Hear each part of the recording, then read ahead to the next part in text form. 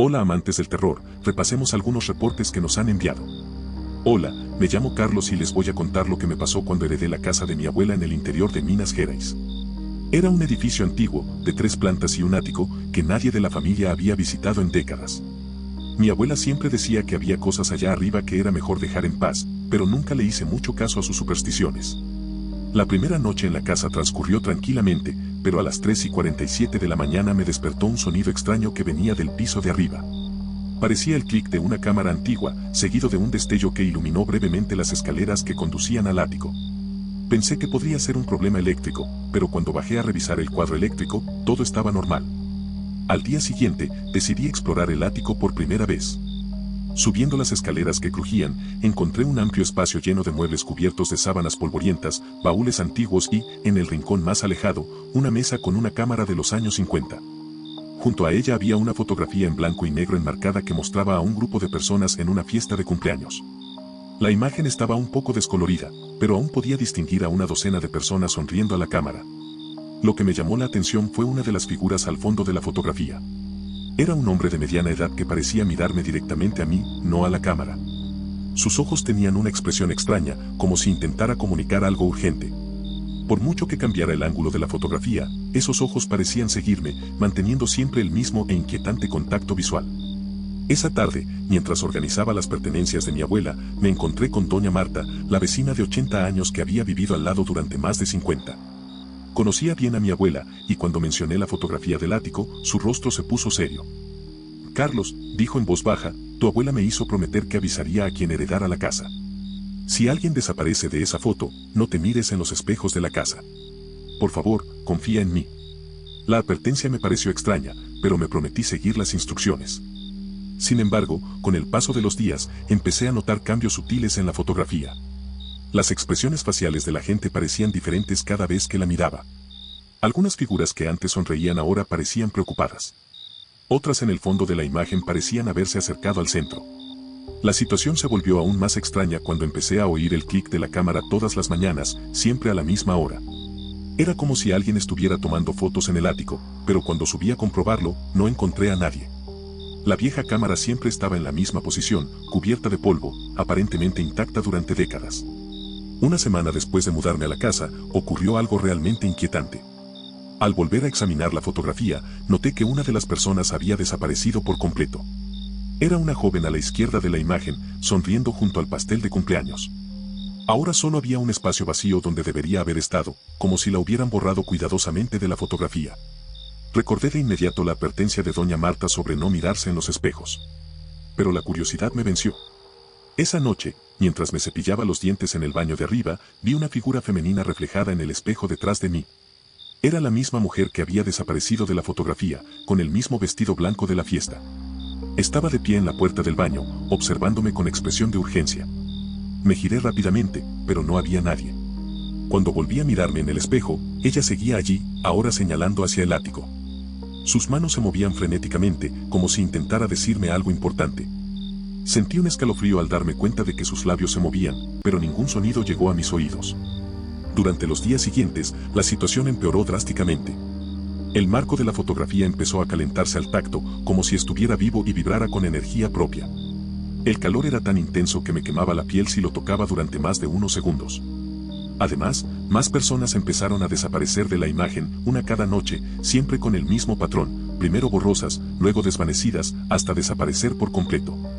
La mujer del espejo aparecía con más frecuencia, siempre intentando guiarme hasta el ático. En una de estas apariciones, pude comprender parcialmente lo que intentaba comunicar leyendo sus labios. Repetía una y otra vez, la fecha, mira la fecha. Esto me llevó a examinar el reverso de la fotografía con más atención, donde encontré una inscripción descolorida, 70 grados cumpleaños, doña Elena, 15 de marzo de 1952. Intrigado, decidí investigar esta fecha en el archivo local de la biblioteca municipal. Lo que descubrí me dejó completamente perturbado. El 16 de marzo de 1952, al día siguiente de la fiesta captada en la fotografía, 12 personas que habían asistido al cumpleaños de doña Elena murieron en un misterioso incendio en la misma casa donde yo vivía. El incendio se había iniciado en el ático durante la madrugada y ninguna de las víctimas logró escapar. La revelación aportó una nueva perspectiva a los extraños sucesos. Las personas que desaparecían de la fotografía eran precisamente las que habían muerto en el incendio. Intentaban alertarme sobre algo, posiblemente relacionado con las circunstancias de sus muertes. La mujer del espejo se volvió cada vez más insistente, apareciendo no solo en espejos, sino también reflejada en ventanas e incluso en la pantalla del televisor.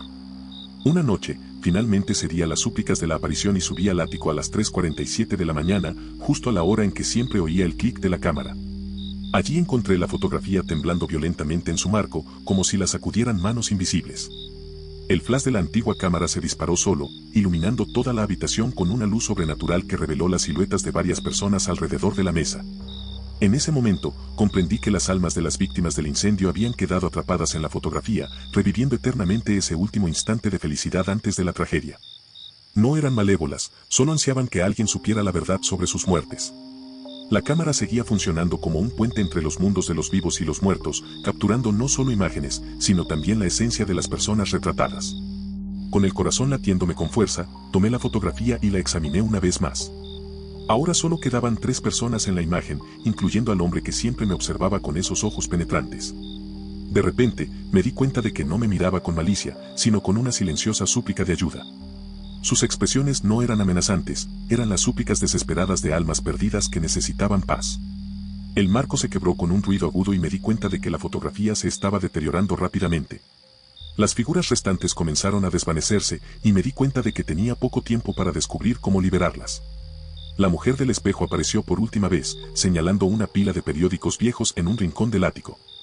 Entre ellos, encontré un informe sobre el incendio que revelaba sospechas de que había sido provocado, pero el caso nunca se había resuelto. En ese instante, la verdad se hizo evidente. Las víctimas no podían descansar en paz porque sus muertes habían sido un asesinato, no un accidente. Necesitaban que alguien conociera la injusticia y, tal vez, llevara el caso a las autoridades competentes. Al darme cuenta de esto, sentí una enorme responsabilidad sobre mis hombros, pero también una extraña sensación de propósito. Hoy, sigo viviendo en casa de mi abuela, pero la fotografía se desintegró por completo a la mañana siguiente de encontrarla. Los clics nocturnos de la cámara cesaron, y las apariciones en los espejos nunca regresaron. Sin embargo, a veces, al pasar por el ático, todavía siento una presencia dulce y agradecida, como si las almas finalmente hubieran encontrado la paz que tanto anhelaban. Quizás la fotografía fue simplemente el efecto de la humedad en el papel viejo, lo que provocó los cambios que percibí. O quizás las apariciones fueron producto de mi imaginación, influenciada por las historias del vecino y la atmósfera sombría de la vieja casa. Pero hay algo que no puedo explicar racionalmente. En los archivos de la comisaría local, el caso del incendio de 1952 se reabrió la semana pasada, basándose en nuevas pruebas anónimas presentadas por alguien. Y desde entonces, he dormido tranquilo, sabiendo que quizá haya ayudado a 12 almas a encontrar finalmente el descanso eterno que merecían. Antes de pasar a la siguiente historia, suscríbete a nuestro canal. Seguimos. Hola, me llamo José y les voy a contar lo que me pasó durante el inventario del patrimonio de mi abuela tras su fallecimiento. Entre los objetos que dejó se encontraba una impresionante colección de álbumes de fotos que documentaban décadas de historia familiar. La mayoría contenía las típicas fotografías de cumpleaños, graduaciones y reuniones familiares, pero un álbum en particular me llamó la atención desde el primer momento. Era domingo, a las 3:30 de la tarde en punto, cuando abrí por primera vez el álbum de bodas de mis bisabuelos. La cubierta de cuero marrón estaba bien conservada, pero las páginas interiores desprendían ese característico olor a papel viejo y ligeramente mohoso. Las fotografías en blanco y negro mostraban una elegante ceremonia de los años 40, con invitados elegantemente vestidos posando frente a una pequeña pero encantadora iglesia. Lo que me intrigó de inmediato fue una fotografía específica en la tercera página del álbum. Mostraba a los novios en el centro, radiantes de felicidad, rodeados de familiares y amigos sonrientes. Sin embargo, había un detalle inquietante: un hombre en la esquina derecha de la imagen no sonreía como los demás. En cambio, parecía estar llorando, con lágrimas claramente visibles en sus mejillas y una expresión de profunda tristeza que contrastaba marcadamente con la alegría general de la ocasión. Intrigado por esta anomalía, llevé el álbum a un anticuario del centro especializado en fotografías antiguas. El señor Ramiro, dueño de la tienda durante más de 40 años, examinó cuidadosamente las imágenes con una lupa profesional. Tras unos minutos de análisis silencioso, me miró con expresión seria y susurró: las fotografías de eventos interrumpidos nunca dejan de suceder. Hay una energía residual atrapada en la emulsión del papel. Su comentario me pareció un poco dramático, pero su experiencia con fotografías antiguas era innegable. Explicó que a veces se topaba con imágenes de bodas, bautizos o fiestas en las que algo había salido mal al día siguiente o en las semanas posteriores. Según él, estas fotografías tenían la peculiaridad de vivir el evento, capturando no solo el momento grabado, sino también las energías emocionales que lo rodeaban. Me llevé el álbum a casa con renovada curiosidad. Durante los días siguientes, empecé a notar cambios sutiles en las fotografías que inicialmente había atribuido a mi imaginación. Las expresiones faciales de los invitados parecían diferentes con cada visita. Algunos que antes parecían genuinamente felices ahora mostraban signos de preocupación o incomodidad. El hombre que lloraba parecía aún más angustiado, como si su tristeza se intensificara progresivamente. La cosa se puso realmente extraña cuando empecé a oír susurros cada vez que hojeaba el álbum. Eran voces bajas e indistintas que parecían recitar votos matrimoniales en latín, como si la ceremonia se repitiera sin cesar en las páginas. Los susurros eran tan sutiles que tenía que prestar mucha atención para distinguirlos, pero sin duda estaban ahí, resonando como un eco lejano de promesas hechas décadas atrás. Aún más inquietante fue el hecho de que las páginas del álbum se sentían inexplicablemente frías cada vez que las tocaba. El frío era tan intenso que parecía como si el álbum hubiera estado guardado en un congelador durante horas. Incluso en los calurosos días de verano, cuando la temperatura en casa superaba los 30 grados, las páginas permanecían tan frías como si acabaran de salir de una cámara frigorífica. Decidido a aprender más sobre la boda que se retrata en el álbum, comencé a investigar los archivos de las iglesias locales y los registros civiles. Lo que descubrí me dejó profundamente perturbado. La boda de mis bisabuelos se había celebrado en la fecha que se muestra en las fotografías, pero la celebración terminó en tragedia pocas horas después de la ceremonia.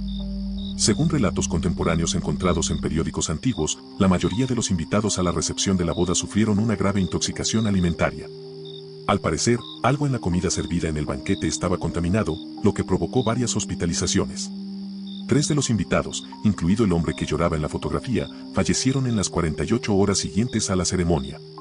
Este descubrimiento aportó una nueva perspectiva a los extraños fenómenos que estaba experimentando.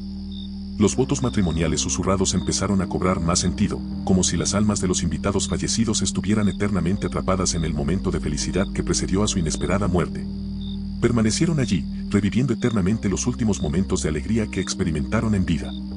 Los cambios en las expresiones faciales de las personas en las fotografías se hicieron más dramáticos y evidentes. Ahora era posible ver con claridad cómo los rostros alegres se transformaban gradualmente en expresiones de inquietud y preocupación. Era como si el álbum fuera una película a cámara lenta, capturando la transición de la alegría a la tragedia que seguiría horas después. Una noche, mientras examinaba el álbum a la luz de una lámpara de mesa, ocurrió algo extraordinario y aterrador. Los rostros de los invitados en las fotografías comenzaron a moverse lentamente, volviéndose hacia la cámara como si hubieran percibido mi mirada. Sus ojos, antes dirigidos a los novios o a cualquier otro punto de la composición, ahora me miraban directamente con expresiones que mezclaban súplica y desesperación. El hombre que lloraba fue el primero en completar el movimiento, sus ojos llorosos me miraban con una intensidad que me hizo temblar. Poco a poco, otros invitados siguieron su ejemplo, todos girándose para observarme con una urgencia inquietante. Era como si intentaran comunicar algo vital, un mensaje que trascendía las barreras entre los vivos y los muertos. En ese momento de terror absoluto, el álbum se cerró de golpe, como si unas manos invisibles hubieran decidido que ya había visto suficiente. El impacto fue tan fuerte que se oyó un estruendo en la silenciosa habitación, dejándome en shock. Intenté abrirlo de nuevo de inmediato, pero las páginas parecían pegadas, resistiendo todos mis esfuerzos por separarlas. Durante los días siguientes, el álbum permaneció herméticamente cerrado, como si un peso invisible lo mantuviera cerrado. Los susurros de los votos matrimoniales seguían emanando de las páginas cerradas, pero ahora los acompañaban otros sonidos, gemidos sordos de sufrimiento, respiraciones entrecortadas y, ocasionalmente, lo que parecían gritos de socorro lejanos y desesperados. La temperatura del álbum también cambió drásticamente. En lugar del frío glacial que había experimentado antes, ahora irradiaba un calor febril, como si ardiera por dentro. La cubierta de cuero empezó a mostrar signos de deterioro acelerado, con grietas y decoloración que sugerían un envejecimiento anormal y abrupto. Preocupado por la situación que se había descontrolado por completo, volví a la tienda de antigüedades para pedirle consejo al señor Ramiro. Cuando le mostré el estado actual del álbum, palideció visiblemente. Me explicó que rara vez había presenciado un caso tan intenso de energía fotográfica residual y que el álbum había absorbido claramente el trauma emocional de los acontecimientos posteriores a la boda. Según el anticuario, la única manera de romper el ciclo era permitir que las almas encontraran paz, generalmente reconociendo su historia y el sufrimiento que experimentaron. Me sugirió organizar una pequeña ceremonia conmemorativa para las víctimas de intoxicación alimentaria, honrando su memoria y reconociendo la tragedia que había truncado sus vidas tan abruptamente. Siguiendo su consejo, organicé una ceremonia sencilla en el cementerio donde estaban enterradas las víctimas. Llevé flores, encendí velas y pronuncié unas palabras en memoria de quienes fallecieron poco después de vivir uno de los momentos más felices de sus vidas. Durante la ceremonia, sentí una presencia dulce y apacible, como si las almas agradecidas finalmente encontraran el descanso que tanto habían anhelado. Al volver a casa, el álbum se había abierto con naturalidad, sus páginas ya no resistían la manipulación. Las fotografías habían vuelto a su estado original, con todos los invitados mirando hacia donde estaban antes y con serenas expresiones de felicidad.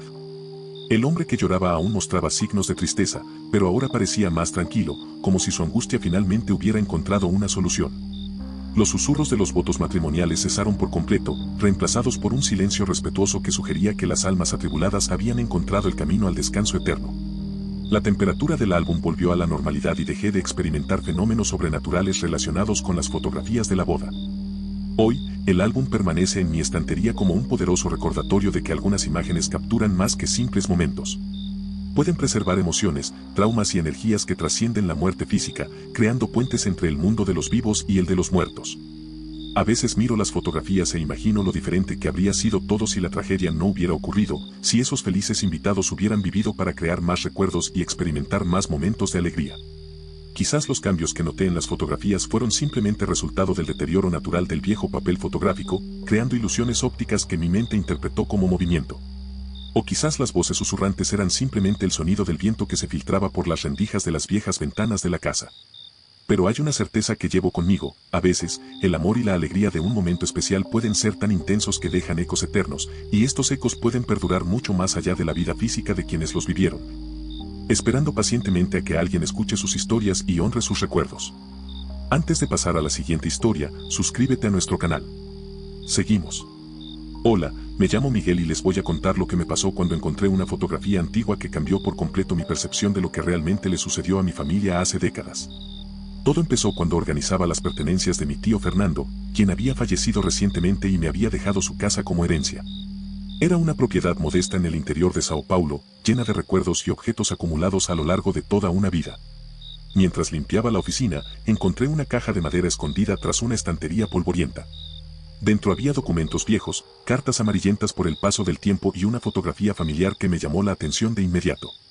La imagen, de 1987, mostraba una reunión familiar en un patio soleado, con varias personas posando para la cámara en una típica tarde de domingo. Lo que me intrigó profundamente fue que, a pesar de reconocer todos los rostros en la fotografía, había un espacio vacío en el centro de la composición que claramente pertenecía a alguien. Era como si alguien hubiera sido cuidadosamente eliminado de la imagen, dejando solo un peculiar vacío entre mi tío Fernando y mi tía Carmen. La disposición de sus cuerpos y la dirección de sus miradas indicaban que alguien definitivamente pertenecía a esa posición. Exactamente a medianoche, mientras examinaba la fotografía bajo la luz de la lámpara de la oficina, comencé a oír un sonido extraño proveniente del marco. Era una risa grave, cristalina e infantil, como si un niño pequeño jugara cerca. El sonido era tan claro que miré a mi alrededor, esperando una explicación lógica, pero la casa estaba completamente vacía y en silencio. Perturbado por la experiencia, decidí buscar información de vecinos mayores sobre la historia familiar de mi tío. Fue entonces cuando conocí a la señora Esperanca, una mujer de 85 años que había vivido al lado durante más de 50 años. Cuando le enseñé la fotografía, su rostro se transformó de inmediato, adoptando una expresión seria y preocupada que me alarmó. Me miró fijamente y dijo con una voz llena de sabiduría y tristeza: Miguel, cuando alguien desaparece de una fotografía, no es casualidad. Es porque esa persona intenta advertir sobre algo importante que sucedió y que necesita ser recordado. Sus palabras me dieron escalofríos, sobre todo porque confirmaron que mi percepción del espacio vacío en la foto no era mi imaginación. Doña Esperanca me contó que en 1987, sí había una niña en la familia, mi prima Sofía, hija de mi tío Fernando y mi tía Carmen. Tenía solo 5 años por aquel entonces y era una niña alegre y vivaz, siempre corriendo por el patio y llenando la casa con su risa contagiosa. Según el vecino, Sofía desapareció misteriosamente pocos días después de que se tomara esta fotografía. La revelación me impactó profundamente, sobre todo porque nadie en la familia había mencionado jamás la existencia de Sofía. Fue como si la hubieran borrado por completo de la memoria colectiva, una omisión que parecía intencionada y cargada de dolor sin resolver. Empecé a preguntarme por qué una niña se mantendría en secreto durante tantos años y qué clase de tragedia podría haber causado un silencio tan absoluto. En los días siguientes, la situación de la fotografía empeoró de forma alarmante. Las risas de los niños se hicieron más frecuentes y claras, sobre todo durante la madrugada. Además, el cristal del marco empezó a presentar un extraño fenómeno, se empañaba por dentro, como si la humedad se condensara en la superficie interior, formando gradualmente la pequeña y delicada silueta de un niño. La silueta era tan nítida que se distinguían detalles como el cabello rizado y un vestido acampanado, característicos de la ropa infantil de los años 80. La imagen permaneció visible unos minutos antes de desvanecerse lentamente, para reaparecer las noches siguientes, cada vez un poco más definida y nítida. Era como si Sofía intentara rematerializarse en la fotografía de la que había sido extraída. Decidido a descubrir la verdad sobre el destino de Sofía, comencé una investigación más exhaustiva de los registros oficiales de la época. Visité oficinas de registro civil, hospitales e incluso la comisaría local, buscando cualquier documento que hiciera referencia a la desaparición de una niña en 1987. Lo que encontré me dejó completamente conmocionado y aclaró el misterio que había absorbido mis pensamientos. Según los registros policiales a los que pude acceder tras mucha insistencia, Sofía no había desaparecido sin más. Se había ahogado en el río que corría detrás de la propiedad familiar, en circunstancias que nunca se aclararon por completo. El caso se había presentado como accidente, pero el informe contenía algunas inconsistencias que sugerían negligencia o incluso algo más siniestro. El descubrimiento explicó el silencio de la familia sobre Sofía y la ausencia de su imagen en la fotografía. El trauma de su pérdida había sido tan devastador que todos decidieron borrar cualquier recuerdo de su existencia, como si eso aliviara el dolor. La eliminación de Sofía de la fotografía había sido tanto literal como simbólica, un intento desesperado por seguir adelante sin afrontar la tragedia. Con esta comprensión, los fenómenos sobrenaturales cobraron un nuevo significado. Sofía no intentaba asustar a nadie, buscaba ser recordada y reconocida.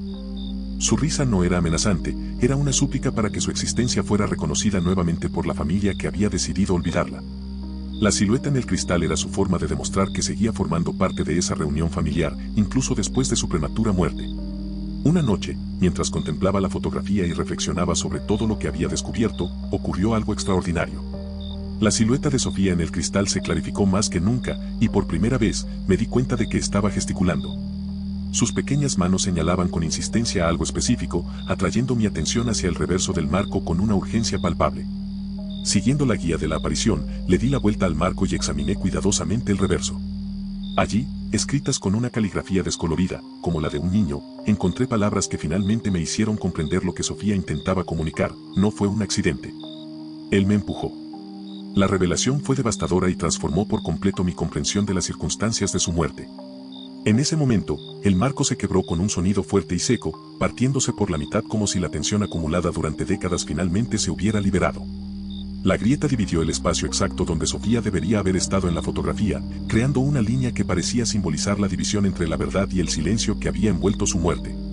La risa de los niños cesó de repente, reemplazada por una sensación de paz y resolución que llenó toda la habitación. La silueta en el cristal apareció por última vez, pero Sofía ya no parecía desesperada ni apremiada.